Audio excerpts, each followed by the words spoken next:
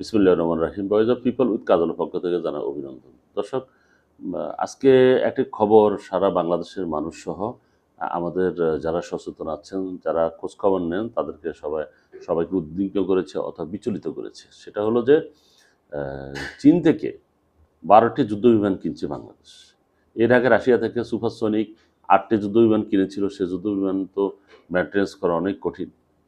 তো এখন সবচেয়ে লেটেস্ট যে প্রযুক্তি, পঞ্চম প্রজন্মের যে বিমান, লেটেস্ট প্রযুক্তির যে বিমানে বিশেষ করে ফ্রান্সের রাফায়েলকে ঘায়েল করেছিল গত 2-1 মাস আগে যে যুদ্ধ, ভারত পাকিস্তান যুদ্ধে, সেই বিমান কেনার জন্য ডক্টর ইউনুস এবং শি জিনপিং তারা বিশেষ করে চীনের প্রেসিডেন্ট দুইজনে আলাপ আলোচনা করেছেন এবং এই ব্যাপারে সিদ্ধান্ত নিয়েছেন যে না, বাংলাদেশ এটা কিনবে। এখন প্রশ্নটা হলো, এটার মেনটেন্যান্স তো অনেক খরচ, মেনটেন্যান্স করতে হলে অনেক খরচ হয় এবং এটা সত্যিকার অর্থে অনেক ব্যয়বহুল বাংলাদেশের মতো আর কি। কিন্তু এখন প্রশ্নটা হলো যে এই যে বিমানটা কেনার যে সিদ্ধান্ত নিয়েছে ইউনূস সরকার, এই কেনার উদ্দেশ্য পিছনের রহস্যটা হলো কয়েকটা কারণ হতে পারে।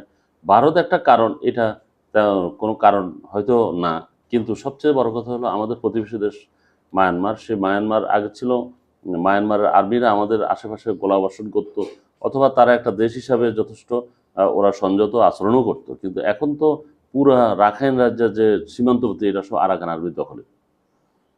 আরাকান আর্মি কিন্তু বাংলাদেশের সাথে একেবারে রোহিঙ্গাদের সাথে ভালো আচরণ করছে না।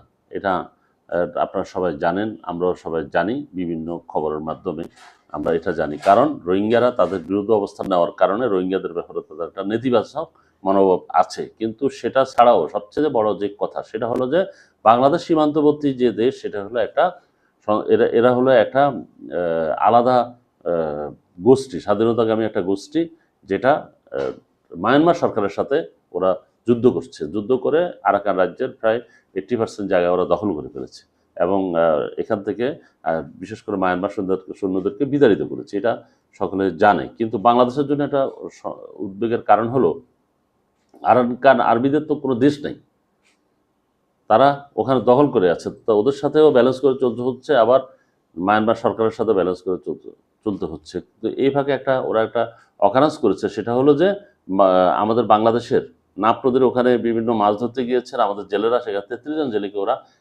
ধরে নিয়ে গেছে। এটা খুবই উদ্বেগের কারণ।